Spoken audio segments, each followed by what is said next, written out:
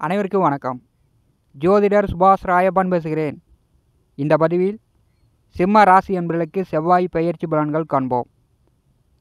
திருக்கணித பஞ்சாங்கப்படி 2024 வருடம் ஜூன் மாதம் 1ஆம் தேதி முதல் ஜூலை மாதம் 12ஆம் தேதி வரை ஒரு 42 நாட்களுக்கு மேச ராசியில் செவ்வாய் பகவான் ஆட்சி பலம் பெற்று சஞ்சாரம் செய்கிறார். அதாவது தமிழ் வருடப்படி குரோதி வருஷம் வைகாசி மாதம் 19 முதல் ஆனி மாதம் 28 வரை ஒரு 4 வருடங்களுக்கு பிறகு மேச ராசியில் ஆட்சி பலம் பெறக்கூடிய செவ்வாய் பகவானால் சிம்ம ராசி என்பவர்களுக்கு எந்த மாதிரியான பலாபலன்கள் நடக்கும் என்பதை இந்த பதிவில் காணலாம். நம்முடைய T70 ஸ்டுடியோ யூடியூப் சேனலை பார்த்து கொண்டிருக்கக்கூடிய அன்பர்கள், இதுவரை சப்ஸ்கிரைப் செய்யாத அன்பர்கள் மறக்காமல் நம்முடைய சேனலை சப்ஸ்கிரைப் செய்து கொடுவிருக்கின்ற ஆல் பட்டனை அழுத்திங்க. நன்றி. சிம்ம ராசி அன்பர்களுக்கு கடந்த 3 மாதமாக உங்களுக்கு வந்து நேரம் சரியில்லை. அதாவது சனியுடன் கூட்டணி சேர்ந்து ஒரு 1.5 மாதமாக செவ்வாய் பகவான் சஞ்சாரம் செய்தார்.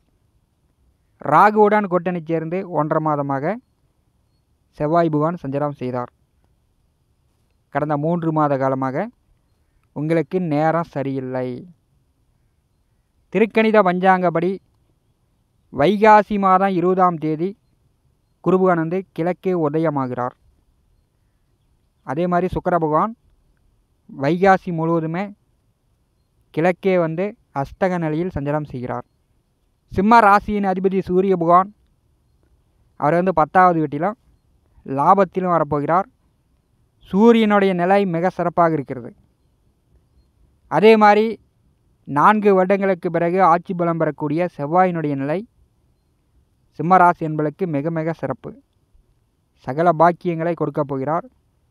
எதிர்பாராத யோக பாக்கியம் சிம்மராசி என்பதற்கு காத்து கொண்டிருக்கிறது. சிம்மராசிக்கு 2வது வீட்டிலே கேது பகவான் 2வது வீட்டை வந்து கிரகணம் பிடித்து கொண்டிருக்கிறார். 2ஆம் இடம் முழுமையாக இருள் சூழ்ந்து கொண்டிருக்கிறது.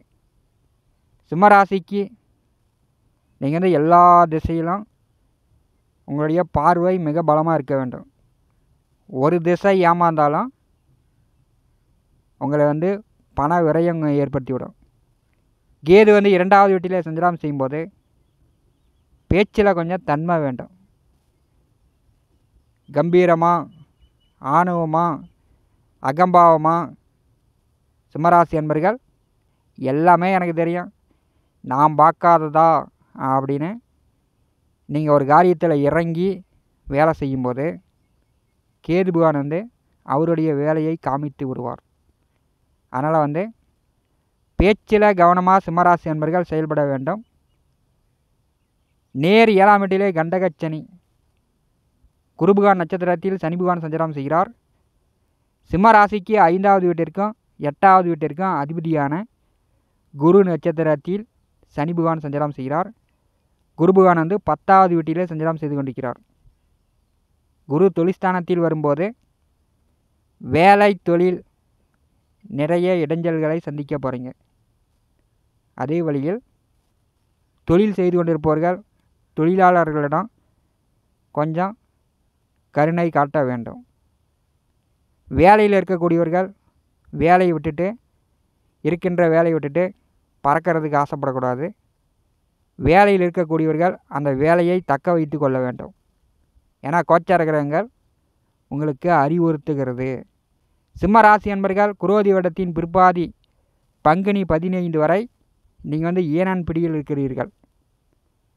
ஏனனுக்கு வாக்கப்பட்டால் இம்புற்று வாழ முடியாது. அடுத்தது வந்து உங்களுக்கு அஷ்டமச்சனி. இன்னொரு 4 வருட காலம் சிம்மராசி என்பர்கள் சனி பகவானுடைய அவஸ்தை பட போகிறீங்க. சனி பகவான் வந்து அனுபவங்கள் பல உங்களுக்கு கொடுக்க போகிறார். கண்டகத்திலே சனி பகவான் அமர்ந்திருக்கும் போது திருமணமானவர்கள் கணவன் மனைவிக்குள் குழம்புல உப்பு இல்லை, மிளகாய் இல்லை அப்படின்னு சோத்து பிரச்சனையை பேசக்கூடாது. கணவன் மனைவிக்குள் சண்டை சச்சரவு இல்லாமல் பார்த்து கொள்வது உங்களுக்கு நல்லது. ஏன்னா சிம்ம ராசி வந்து ஒளி பொருந்திய ராசி. உங்களுக்கு வரக்கூடிய கலத்திரம் சனி பகவானுடைய ஈனனுடைய வீடு. அப்போ வந்து ஈனனுக்கு வாக்கப்பட்டால் இன்புற்று வாழ முடியாது. சிம்மராசி என்பர்கள் திருமண வாழ்க்கையில் நரக வேதனை அனுபவித்து கொண்டிருப்பது கண்கூடாக பார்க்க முடிகிறது. வைகாசி மாதம் 19 முதல் ஆனி மாதம் 5 வரை கேது பகவான் நட்சத்திரத்தில் செவ்வாய் பகவான் சஞ்சாரம் செய்கிறார். சனி பகவான் பார்வையில் செவ்வாய் அமர்ந்திருக்கிறார். பாக்கியத்திலே பாக்கியாதிபதி ஆட்சி பலம் பெற்று சஞ்சாரம் செய்யும்போது சிம்ம ராசி அன்பர்களுக்கு எதிர்பாராத யோகங்கள் காத்து கொண்டிருக்கிறது. திருமணம் செய்து ஓரிரு வருட காலமாக புத்திர பாக்கியம் இல்லாதவர்களுக்கு புத்திர பாக்கியம் உண்டு. கணவன் மனைவிக்குள் நல்ல அந்நியம் பிரியம் அதிகரிக்கும். தந்தை தொழில் செய்து கொண்டிருப்பவர்கள் பூர்வீகத்தில் தொழில் செய்து கொண்டிருப்பவர்களுக்கு மிக மிக சிறப்பு. வெளியூர் வெளியிடம் வெளிநாடு வேலைக்கு முயற்சி செய்து கொண்டிருப்பவர்கள் முயற்சி செய்யலாம்.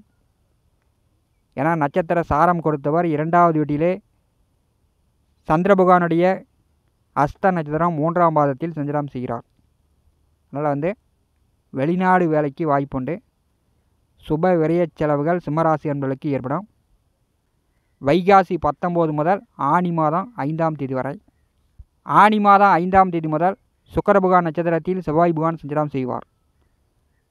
வேலை இல்லாதவர்களுக்கு வேலை கிடைக்கும். வேலையே இல்லை, வருமானமே இல்லை, பொருளாதாரமே உயர மாட்டேங்குது, ஒரே கஷ்டமாகவே இருக்குது அப்படின்னு சொல்லக்கூடிய சிம்ம ராசி அன்பர்களுக்கு ஆனி மாதம் 4ஆம் தேதிக்கு பிறகு உங்களுக்கு வேலை கிடைக்கும். வேலைக்கு முயற்சி செய்யுங்க, நீங்கள் எதிர்பார்த்த மாதிரி வேலை கிடைக்கும்.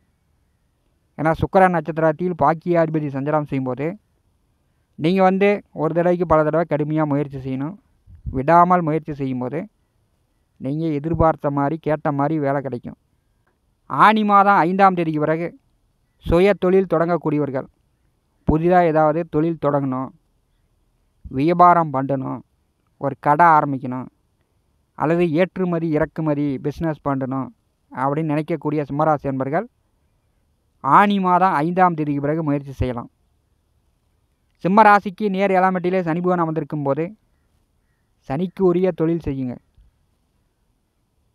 பழைய இரும்பு கடை வைப்பது, இரும்பு தொழில் செய்வது, இயந்திரம் போன்ற தொழில் செய்வது சிம்மராசி என்பர்களுக்கு தற்போது ஏற்றதாக இருக்கும்.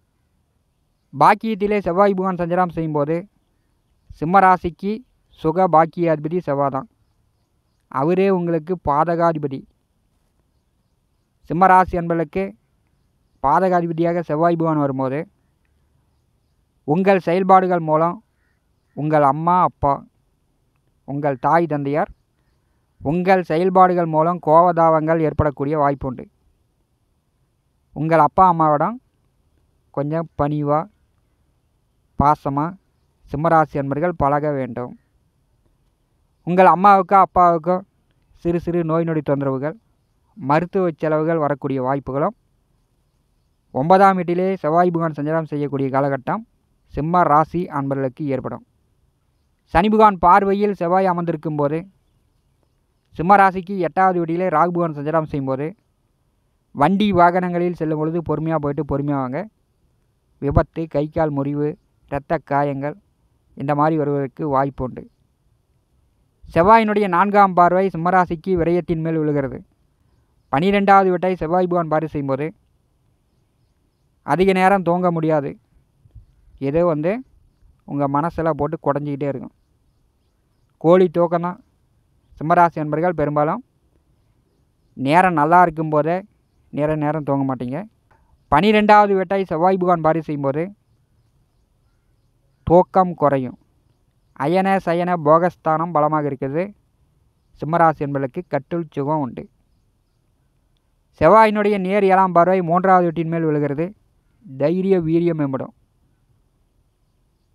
தைரிய வீரியம் மேம்படும் போது நீங்கள் அவசர முடிவுகளை தவிர்க்க வேண்டும். ஆணுவ அகம்பாவ பேச்சுகளை குறைக்க வேண்டும். ஒரு தடவைக்கு பல தடவை முயற்சி செய்யுங்க, உடனே உங்களுக்கு வெற்றி வாய்ப்புகள் உண்டு. செவ்வாயினுடைய 8ஆம் பார்வை சுகஸ்தானத்தின் மேல் விழுகிறது. சிம்மராசி என்பதற்கு நோய் நொடி தொந்தரவுகள் நீங்கும். படித்து கொண்டிருப்பவர்களுக்கு படிப்பில் தடை அகலும். உயர்கல்வி நன்றாக கற்கலாம். வீடு கட்டுற யோகம் உண்டு. புதிய வண்டி வாகனங்கள் வாங்கக்கூடிய யோகம் உண்டு. நிலபுல சொத்துக்கள் வாங்கக்கூடிய யோகம் அடுத்து 42 நாட்கள் சிம்ம ராசி அன்பர்களுக்கு உண்டு. பயன்படுத்தி கொள்ளுங்கள். 4வது வீட்டை செவ்வாய் பகவான் பாரி செய்யும்போது வீட்டை விட்டு வெளியூர் வெளிநாட்டில் தங்கி வேலை பார்க்கக்கூடிய நிலையம் சிம்ம ராசி அன்பர்களுக்கு ஏற்படும். வீடு மாற்றம், இடமாற்றம், சொத்துக்கள் வாங்குவது விற்பது போன்ற நிகழ்வுகள் சிம்ம ராசி அன்பர்களுக்கு ஏற்படும். பயன்படுத்தி கொள்ளுங்கள். ரியல் எஸ்டேட் தொழில் செய்யக்கூடியவர்கள், வீடு மனை நிலம் வாங்கி விற்கக்கூடியவர்கள் அடுத்த 42 நாட்கள் கொடி கட்டி பறக்கலாம். சனி பகவான் பார்வையில் செவ்வாய் அமர்ந்திருக்கும் போது சிம்மராசி அன்பர்கள் இறந்த முன்னோர்கள் பெரியோர்களை வழிபாடு செய்யுங்கள். முன்னோர்களை வழிபடும்போது முன்னோர்களுடைய ஆசீர்வாதம் பரிபூர்ணமாக கிடைக்கும். நேரம் கிடைச்சதுன்னா பழனி மலைக்கு சென்று பால தண்டாயுதபாணியை வழிபடுங்க. முருகனுடைய அருள் பரிபூர்ணமாக கிடைக்கும். சனி பகவான் பார்வையில் செவ்வாய் அமர்ந்திருக்கும் போது நல்ல வேலை, நல்ல தொழில், சகல பாக்கியங்களை சிம்மராசி அன்பர்கள் ஏற்படுத்தி கொள்ளலாம். பழைய பாக்கி கடன் குறையும். கோர்ட்டு கேஸு வழக்கு வில்லங்க சட்ட சிக்கல் இருந்துச்சுன்னா அதெல்லாம் சில பேருக்கு தீரும். உடல் ஆரோக்கியம் மேம்படும். கோச்சாரத்திலே கிரக பலம் நன்றாக இருக்கும்போது நாம் இறங்கி போகணும். கிரக பலம் நன்றாக இருக்கும்போது நாம் உச்சத்தில் நின்னோம்னா தலை கர்வத்தில் யாருக்கும் பிடி கொடுக்காமல் நான் இப்படி தான் அப்படின்னு உச்சத்தில் நின்னோம்னா கிரகங்கள் நம்மளை தலைகீழாக குப்புற தள்ளிவிடும். சிம்மராசி என்பர்கள் பார்த்து பக்குவமாக நடந்து கொள்ளுங்கள். இந்த காணொலியை பற்றி உங்களுடைய மன கருத்துக்களை நம்முடைய கமெண்ட் பாக்ஸில் பதிவு செய்யுங்கள். நம்முடைய T70 ஸ்டுடியோ யூடியூப் சேனலை பார்த்து கொண்டிருக்கக்கூடிய அன்பர்கள், இதுவரை சப்ஸ்கிரைப் செய்யாத அன்பர்கள் மறக்காமல் நம்முடைய சேனலை சப்ஸ்கிரைப் செய்து கொடுவிருக்கின்ற ஆல் பட்டனை அழுத்திங்க. தினந்தோறும் நம்முடைய சேனலில் ஜோதிட பலன்கள் பதிவிடப்படும். உடனுக்குடன் பார்த்து பயன்பெறுங்கள். நன்றி, வணக்கம்.